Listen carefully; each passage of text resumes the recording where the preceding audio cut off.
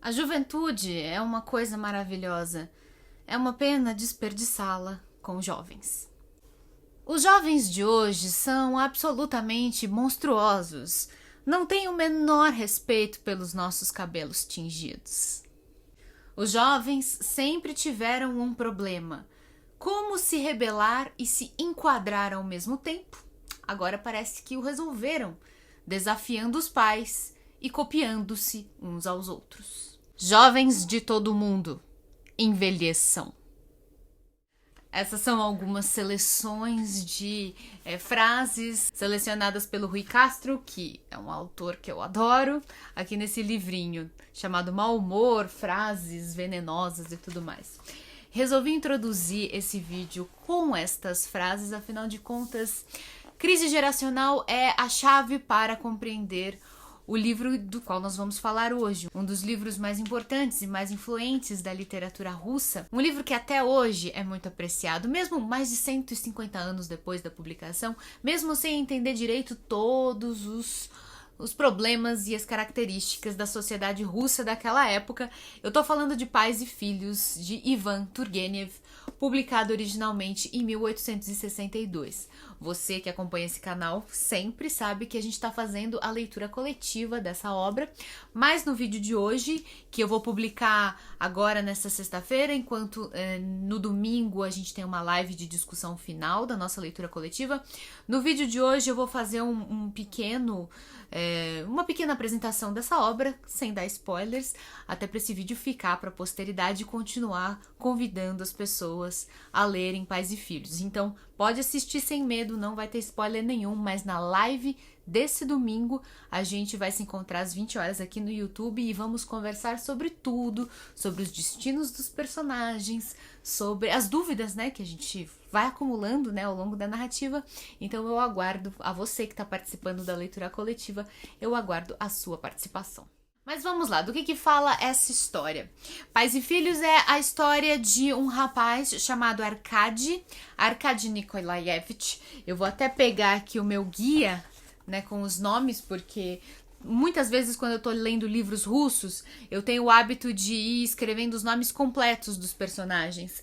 Por exemplo, o nosso protagonista, digamos assim, não sei se exatamente é o protagonista, mas é o Arkady Nikolaevich Kirsanov.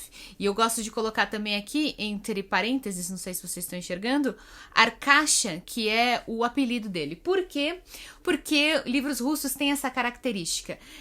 A gente tem dificuldade de ter, né, proximidade com esses nomes, eles são muito mais complicados e eles são sempre formados por 3 partes e às vezes ainda tem um apelido, né? O que não é tão complicado assim de entender, logo a gente se habitua, mas vale a pena explicar para vocês. Então a gente tem o nosso amigo Arkady, que é um jovem universitário, ele é recém-formado, ele tá voltando da cidade grande, a cidade de São Petersburgo, que era a capital do Império Russo, em 1860, mais ou menos. Ele tá retornando pra casa do pai. O pai mora no interior. E o pai, ele não é só, né, o pai que a gente deixa lá em casa e tal. O pai dele é um proprietário de terras, ele é um aristocrata. E mais importante do que isso, eram também, durante boa parte da história da Rússia, os donos daqueles trabalhadores que lá viviam nas suas terras e lá trabalhavam. Porque sim, semelhante ao Brasil, a Rússia também conviveu durante a maior parte da sua história com um regime, um sistema de trabalho forçado. Eles não chamavam de escravidão, como a gente chama aqui no Brasil, eles chamavam de servidão. Isso porque os dois sistemas tinham, né, características diferentes, mas no frigir dos ovos era tudo trabalho forçado e os proprietários de terra, eles eram os proprietários, inclusive, daqueles trabalhadores que ali viviam, tinham direito de vida e morte sobre eles, tinham autoridade total sobre aquelas almas que viviam, que habitavam em suas terras. Eles chamavam assim, inclusive, chamavam de almas, que faziam parte, né, do inventário, né, patrimonial dos senhores de terra. Acontece que a gente tá no ano de 1860. E assim como acontecia também no Brasil, mais ou menos nessa época, a Rússia também estava sofrendo pressões para se modernizar, para ingressar ao sistema capitalista moderno do século XIX, para, enfim, para sair da Idade Média, né? Para modernizar os seus sistemas de produção, de trabalho. E o Tsar, né, que era o imperador da Rússia naquela época, aboliu o sistema de servidão. Tinha acabado de acontecer isso na época em que se passa esse livro, 1860. A servidão tinha sido abolida, como mais pra frente, né, em 1888, a escravidão seria abolida aqui no Brasil. Na Rússia aconteceu em 1860. Então, nosso amigo Arkady, voltando pra história, ele tá voltando, né, da cidade grande, voltando pra fazenda do pai, e ele encontra o pai dele ali tentando se readaptar com o novo sistema, né? Ele não tem mais os seus servos, ele precisa contratar esses mesmos camponeses que antes trabalhavam pra ele de graça, ele precisa contratar por um salário. Há uma série de conflitos, de problemas sociais ali. A Rússia está em transformação, e enquanto o Arkady representa a geração nova, a que quer modernizar a Rússia, a que quer, na verdade, o que eles querem é destruir todos os resquícios do passado, todas aquelas quinquilharias, todas aquelas empáfias e arrogâncias da classe dos aristocratas, né, dos senhores de terra e tudo mais. Eles querem trazer uma energia nova, um sangue novo, um sangue contestador e rebelde. O pai, por outro lado, que é um homem chamado Nikolai Petrovich Kirsanov, como eu coloquei aqui no meu guia, né, Nikolai Petrovich Kirsanov, ele continua morando lá no interior e ele representa essa geração passada. Vai haver um conflito? Vai haver um conflito. Mas poderia não haver, né? Porque, querendo ou não, esse pai do Arkady, ele é um homem doce, ele é um homem gentil, é um homem que quer ser amigo do filho e que se esforça para... Sabe aquele tipo de pai que se esforça para ser amigo do filho, para entender as ideias do filho, para ser amigo dos amigos do filho, para não ficar preso no passado? Ele ainda faz um esforço. O problema é que Arkady volta para casa acompanhado de um amigo, um rapaz chamado, vamos lá, nomes russos, hein, gente? Evgeny Vassiliev Bezarov. Vamos chamar ele apenas de Bezarov. Ele é um amigo que ele fez na universidade, é um homem um pouco mais velho, né? Suponhamos que o Arkady tenha, sei lá, os seus 22 anos, né? Um recém-formado, assim. Enquanto que o Bezarov talvez já tenha uns 28, 29, sabe? Ele já é um pouquinho mais velho e ele é um homem... sabe aquelas pessoas que têm uma liderança natural? Sabe aqueles caras, assim, que atraem, né, os outros... como uma espécie de líder, como uma espécie de mentor, porque ele tem ideias revolucionárias, ideias corajosas, enfim, ele quer acabar com o sistema anterior, ele é o grande mentor de Arkady, né? Então, quando o rapaz vem para casa trazendo esse amigo, aí está montada, né, a confusão entre as gerações. Uma outra frase que eu queria trazer aqui para esse livro foi dita supostamente por George Orwell, ou pelo menos é isso que me informa a internet, né? Porque a internet dá as frases das pessoas, mas nunca fala a fonte, né? Mas então vamos supor que essa frase seja mesmo de George Orwell. Ele disse, segundo a internet, toda geração imagina que é mais inteligente que a geração anterior e mais sábia do que a geração que veio depois. Essa é uma cilada, um auto-engano que acontece desde que o mundo é mundo, desde o início da história da humanidade. Existe um motivo para que um dos 10 mandamentos recebidos pelo Moisés, né, lá no alto do Monte Sinai, segundo a tradição judaica, seja honrar pai e mãe. Se era necessário você criar uma lei obrigando os jovens a honrar pai e mãe, significa que os jovens sempre tiveram a tendência a querer desrespeitar ou pelo menos confrontar, questionar a autoridade dos pais. Isso é algo que sempre existiu na história da humanidade. É algo de que não se pode fugir. E é uma cilada geracional em que todos nós vamos cair. Quando somos adolescentes, nós chega num ponto, né, numa idade em que a gente para de achar os adultos impressionantes, né, aqueles seres grandes e protetores, né, chega num ponto que a gente começa a vê-los como seres humanos falhos e começa a tentar corrigir os erros que a gente começa a identificar que eles cometem. E a gente começa a perceber que tudo nos adultos é errado. Tudo nos adultos é limitado, é desinteressante, é autoritário, eles levam a vida de um jeito errado.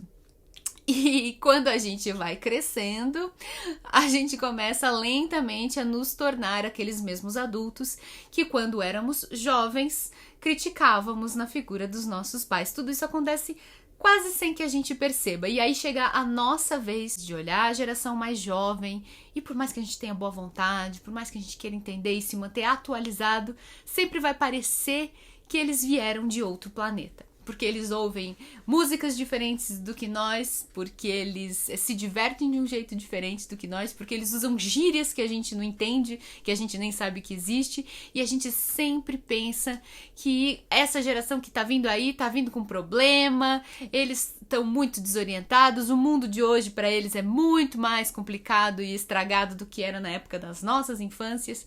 Enfim, são ciladas que a gente sempre cai. Desde que o mundo é mundo, a gente sempre cai nessa briga, nessa rinha geracional. É um pouco sobre isso que o Pais e Filhos vai falar na medida em que ele vai confrontar essas duas gerações.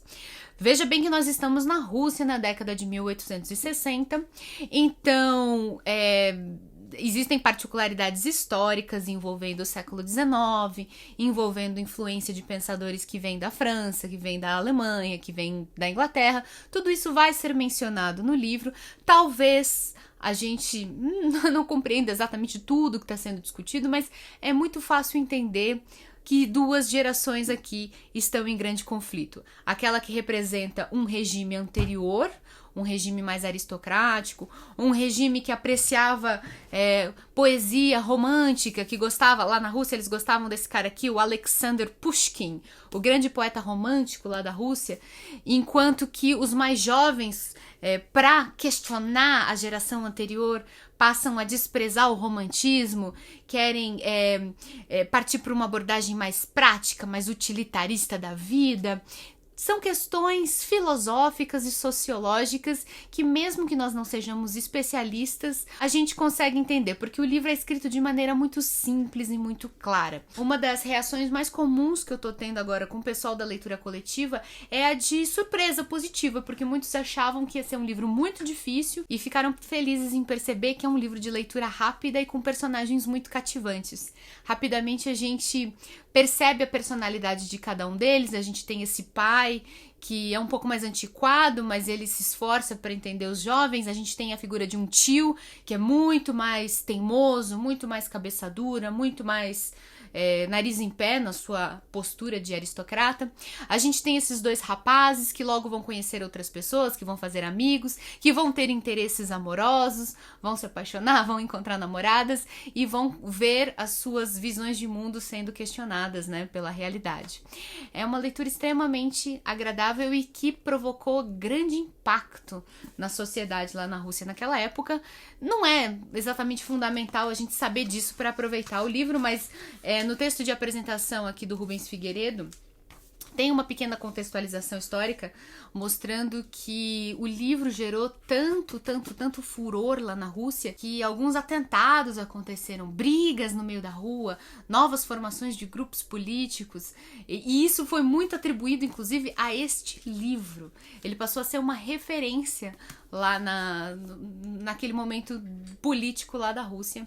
Então vale a pena ler. Essa edição da Companhia das Letras tem muitos textos adicionais. Além da apresentação, né, do Rubens Figueiredo, que é o tradutor, que traduziu direto do russo, também tem vários textos de pós-fácil que ajudam a elucidar a leitura dessa obra. Eu vou deixar para quem ficou curioso e não conseguiu participar da nossa leitura coletiva, né, ao mesmo tempo que o resto do pessoal, vou deixar o link para vocês comprarem na Amazon. Aqui embaixo tem a versão física, que é essa daqui em capa dura, que aliás é da Companhia das Letras, mas tem o mesmo conteúdo da antiga Kozak Naif, quando a Kozak fechou, né, o acervo da Kozak foi distribuído em várias editoras, né, e a companhia ficou com Pais e Filhos. Então, talvez você tenha essa edição antiga, saiba que o conteúdo é o mesmo. E também vale lembrar que tem a edição digital para quem gosta de ler no Kindle. E eu quero agradecer a vocês que estão participando da leitura coletiva e a você que vai assistir esse vídeo depois e eu tenho certeza vai ficar curioso por ler Pais e Filhos. Um beijo grande a todos, principalmente aos meus padrinhos e as minhas madrinhas que colaboram constantemente com esse canal. Se você quiser se tornar um padrinho ou uma madrinha, é só conhecer a minha campanha lá no Padrinho. O endereço tá aparecendo aqui embaixo da tela. Beijo, gente, até a próxima!